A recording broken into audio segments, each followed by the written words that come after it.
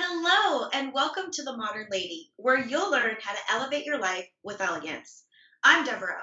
If you're new to my channel, please hit that red subscribe button so that you can get an update when I've got a new video to share. If you're returning, welcome back. Thank you, ladies, so much for your continued love and support for my channel. I appreciate and adore you all. Today, I'm excited to share with you an interview, and this interview is in a series called Pearls of Wisdom, where I interview and shine a spotlight on elegant women that believe in the power of style and sophistication. Today's guest is none other than Deidra Murphy, a fashion stylist and image consultant. Deidra, thank you so much, and welcome to The Modern Lady. Well, hello, Deborah, and hello to all your listeners. I'm so eager to be here and just honored that you asked me to be on your show. Yes, thank you so much. We're delighted to have you and really excited and looking forward to the interview. So, ladies, let me tell you all the backstory about how I connected with Deidra. So, we've been connected for 4 or 5, maybe even 6 months. Earlier this year, we met, and I actually was a guest on her podcast, the Miss Style Strength and Grace Show. It's amazing, and I had just a wonderful time being a podcast guest. And so when I was putting together this interview series, I knew I definitely wanted to include Deidra.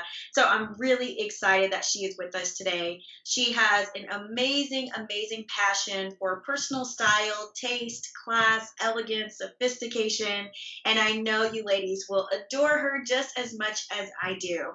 So, Deidra, let's just jump right in. Can you share with us the story behind Style by Deidra?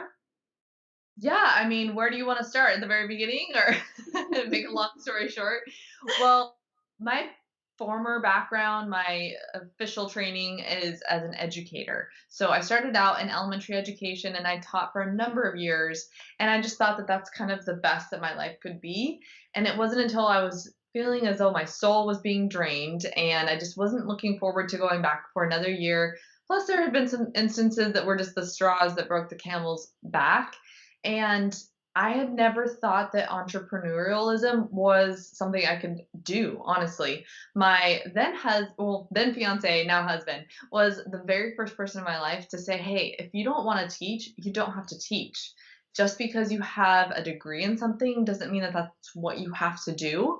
And he started kind of being that one to prod me and probe me and ask the deep questions that got me to think out loud. And he started asking me things such as, what would you do every day, all day, if money and time were no object? Or what is your mission and your goal? And I just started talking about how I loved being around clothes and fashion and helping dress women.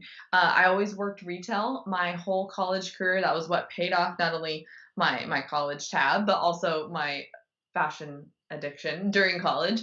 But I always went back to that. It was the thing that I loved doing, even if I was just working retail and working till 11 o'clock or midnight on a weeknight. I loved when women would come into the stores and need to be styled for something. They go, "Oh, I have, my daughter's graduation is coming up. I have no idea what to wear." And I would dress them from head to toe, and they left feeling so empowered and beautiful. I had women sometimes come out of the dressing room and want to cry because they'd never felt so beautiful in an outfit. And as I started telling my husband, that then fiance Chris, all these things, he's like, "Wow, you just light up. Why don't you take that and turn it into a business?" And at first, my limiting belief was, well, no, I can't. Like, I don't want to have a shop or a boutique. I don't want to do that. I didn't get my degree so that I would have to work nights and weekends and every holiday from here on out. And he said, you don't have to. Take the parts and the elements that you loved about being around clothes and style and fashion and helping women and turn those aspects into the career of your dreams.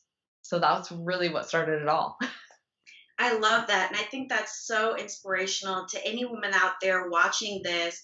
Find something that makes your heart sing. Find something that you light up when you talk about. And that really is going to be where your true passion lies if you don't know what your passion is already.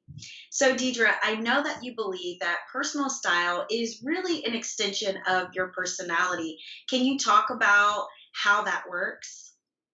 Yes, and It's funny because I actually have my clients do a style personality quiz, and we do it on one of their first sessions with me so that way I can figure out what do they want to say before they even open their mouth, because that's what clothes and your style does for you. As soon as you walk into a room, it speaks volumes about what you want to portray to the world. And so we really help figure that out, because some women want to be perceived as very powerful and just walk in and be very commanding, and that's going to be a different image than somebody that wants to come across as very lively and approachable and a little more, what's the word I'm looking for, a little more approachable, I guess. I think I already said that word, but it is what it is.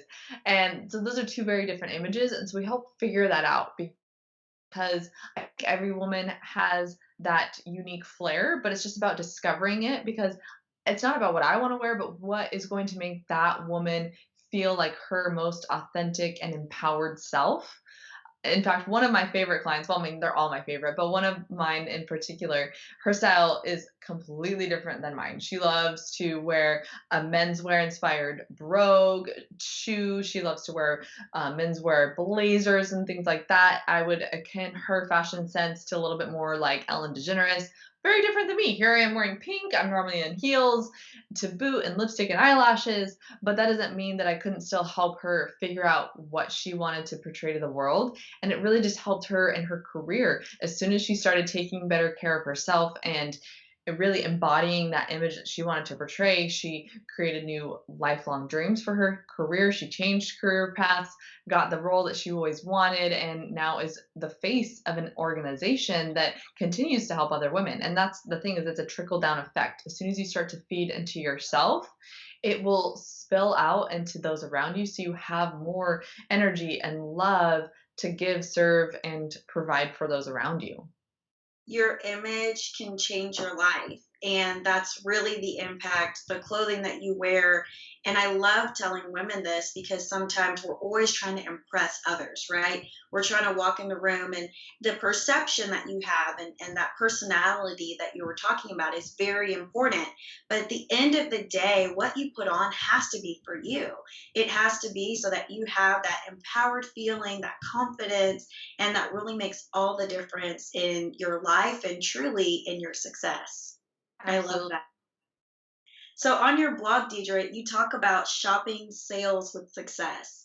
So, I'm curious to know, why do you think that buyer's remorse happens so often when people are shopping at sales?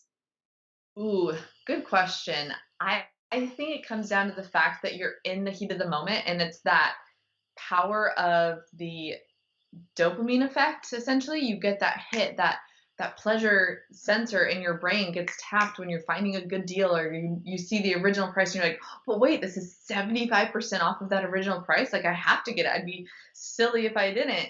And then they get home and they realize it doesn't match anything that they currently own. Or sometimes the other situation is, well, the reason they liked it in the store is because they already have 10 versions of the same item, so no wonder it seemed like a screaming deal at the time, or just doesn't really make sense for their life. So it sits there, tags are still hanging on it, weeks, months, even a year or two later. And usually, when you shop sales, especially end of season sales, when everything is on a super highly discounted rate, it's non returnable. So that's what creates that buyer's remorse, is because now they've purchased it with no return policy. They can't make it fit into their life or their current closet, and it sits there creating dust and is like money hanging in their closet. So I help women be more wise and intentional, so that even if they do hit those sales, whether it's end of season or just, holiday shopping, what have you, they make better and wiser choices. And that way, when they do come home, they know how to incorporate all the old with the new. So it makes sense. And two, they even have access to me. So clients can text me or use this system called Boxer, which is like a live walkie talkie. And they can be like, okay, I'm staring at this sweater, it's half off. Is this a good deal for me? And I'll give them feedback, and it's 100% honest, because it's not a deal breaker for me. I'm not making commission like the sales girl would be. And I might tell them, you know what? I know off the top of my head, it's going to match with this slack and these skirts and this pair of pants that you already own. I think it would be a good investment for your wardrobe. Or I'm 100% blunt and I might say, drop the hanger and walk away slowly. Nobody gets hurt, because they don't want to waste that money. And I help them to see, maybe if you save that $100 now or whatever the amount is, you could put it towards something that you really know it's going to work for you, not only right now, but into the future and for years to come.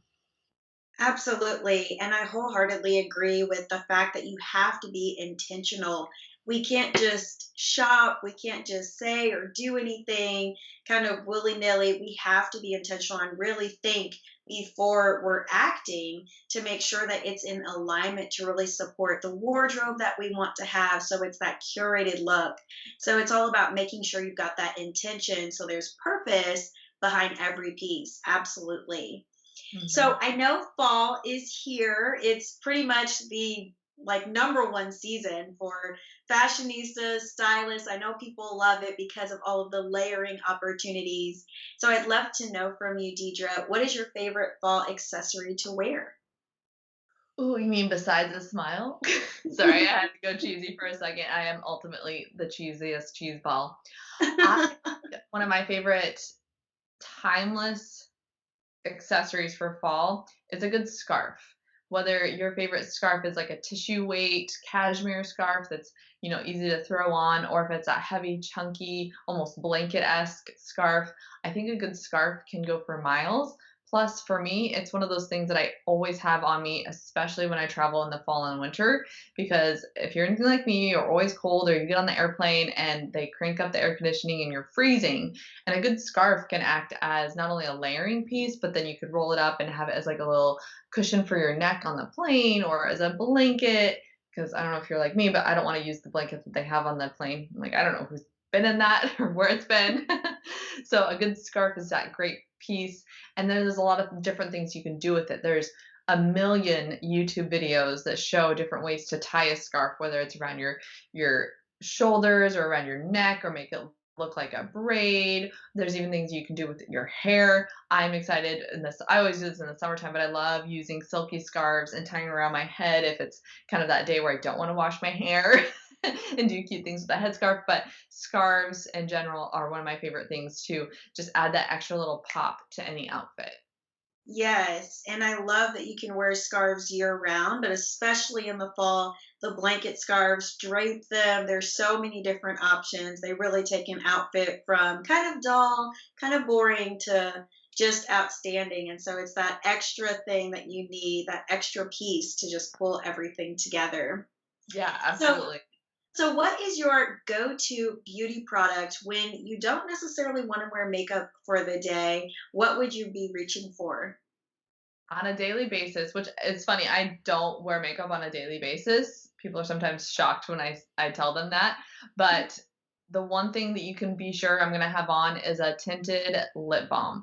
I love this brand called Sugar. I find it at Sephora, and it's a lip balm that has a little bit of color to it and just makes me feel like I'm a little bit alive and I'm not a completely washed out dead person, but it also has SPF, and so it protects your lips. Sometimes women forget that even if we are inside all day, that our lips still need protection from the SPF rays coming, or the UV, whatever, all the rays, all the UVA, UVB, I can't name them all, but we still need that SPF on our lips, especially if we're driving or we're near a window. You can still get sun damage. So that's probably the one thing I'm always going to have on a regular basis.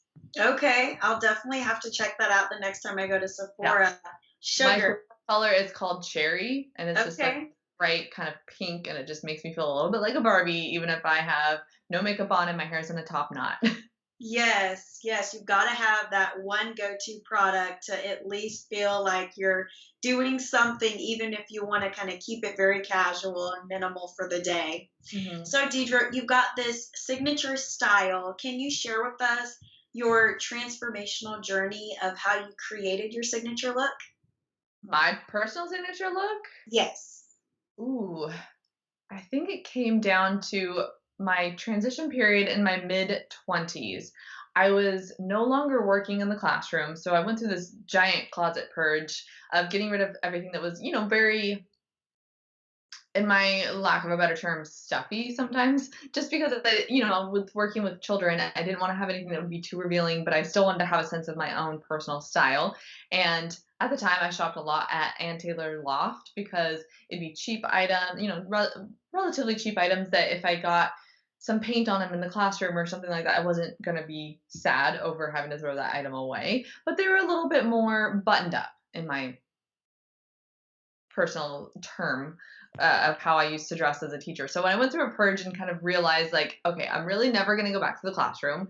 I need to get rid of all the kind of sweater sets and the twin sets and things like that. I kind of went through this new self discovery of, well, what really speaks to me? And I love anything that's very feminine and girly. Anything that has like a good floral print to it just speaks to my name. It's like it calls me out. If I shop in the store, it's like, Deidra, look at me. So anything that's like very feminine. And I think it just came down to me realizing what some of my style muses are. And I grew up in a different generation. I think I was born in the wrong time period, but I grew up watching all of the old movie sirens, Audrey Hepburn, Grace Kelly, those women that really embodied timeless style, not only in the fashion sense, but in an elegant and life sense. And so I just grew up watching those women, and I think their timeless style was always very feminine and but at the same time appropriate. And so I think I started to embody that for myself. And I fell in love with, like I said, feminine prints, feminine cuts, and a lot of pieces that showcase the hourglass figure, even if I don't necessarily have it, but kind of mimic that hourglass figure for myself. Yes, I love that. I think it's all about where you can find that source of inspiration. So when you talk about the style role models that you had and how you were able to really pull from what they wore, that's a really big part. Even if someone out there watching now wants to evolve your style, you can always look around to find someone that you're impressed with how they're pulling things together, their overall look and feel. And that can definitely be a source of inspiration to help you as you're transitioning your wardrobe as well. But I think it's interesting that you said that you really came to a point in your life to make that transition in your wardrobe right around the time that you were transitioning career wise. And I find that a lot of women, whether it's a career change, a life change, usually there is a event that occurs in your life that really does motivate you to make a shift. And so I think that's always interesting because it's like turning a chapter in your life and turning a chapter in your wardrobe as well so that you can dress the part for the next phase of your life. No, it's absolutely true. It's like what I tell my clients, dress for the role that you want. And I still liked some of those teacher clothes, but it wasn't the role and the person that I wanted to be anymore. So as I let those things go, I made room in my heart and my closet for the new persona that I wanted to portray. And as I got into that world as well, that's when I started to get into pageantry and competition again. So I knew that if I wanted to elevate my personal style and eventually become Mrs. Washington, and compete in the Mrs. America program, which I did, I had to start dressing for that role as well. And that took a level of a little more glam than, a teacher role would take. Absolutely. And you can always evolve and change your style. I think sometimes women feel like they're pigeonholed. They have to stay in one style or in one look. You can, at any time, whenever you feel like evolving or want to evolve, you have that creative freedom. And so it's always amazing to hear when someone's kind of taken the leap of faith in their wardrobe. I love that. So you mentioned Grace Kelly and you've mentioned Audrey Hepburn. So, who is your favorite, your number one favorite elegant role model? Right now or former, or is it open Right to now. anybody? Yes. Right Anybody, now? living or dead, but who is your favorite elegant role model right now? Ooh, there's so many. But regardless of political leanings or anything like that, let's leave that off the table. I 100% admire Melania Trump for her style. The woman has style goals. She looks elegant and timeless all the time. And I feel like she kind of pulls from Jackie O. I mean, I remember Melania Trump's inauguration day jacket and her whole outfit was very inspired by Jackie O. And I just think that that's such a timeless era to not only pull from, but regardless of how you feel about the Trump family or political right or left, that doesn't matter. You cannot debate the fact that Melania Trump has amazing, timeless style. Timeless style, that's what it's all about. I love that. Last question for you, Deidra. So I'd love to know, what is one piece of timeless advice, or as I like to call it, a pearl of wisdom that you live by every single day? I think it all kind of comes back to my own daily mantra, and it is my title of everything that I do: style, strength, and grace. And I think that it comes down to having style, strength, and grace in all facets of your life, not only with the image that you put on for yourself when it comes to clothing, style, hair, and makeup, but then also just the style and the class that you treat other people with. Having that air of understanding and how you speak to people and treating them the way that you want to be treated. And then, strength, I always regard to health and fitness, and then grace with others and yourself. I think those three words are the things to embody every single day. And I feel like it really just covers every facet of life.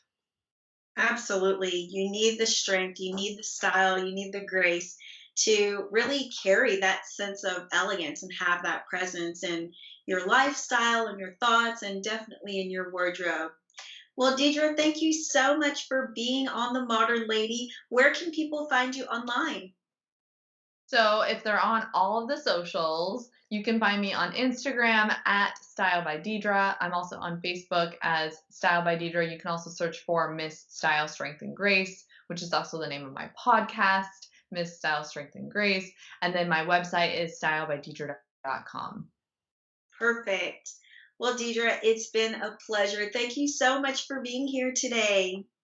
Thank you so much for having me. And like I said, I'm honored to be here on your show. Oh, thank you. It's definitely been a pleasure. Well, ladies, I know you enjoyed the interview with Deidra, and now I'd love to hear from you. Share with us in a comment below what one word describes your personal style based on your personality. I'd love to know what that one word is, so share it in a comment below, and we will keep the conversation going. Ladies, if you enjoyed this video, please give it a thumbs up, share some YouTube love. I would appreciate that, and I look forward to seeing you again in another video. Bye.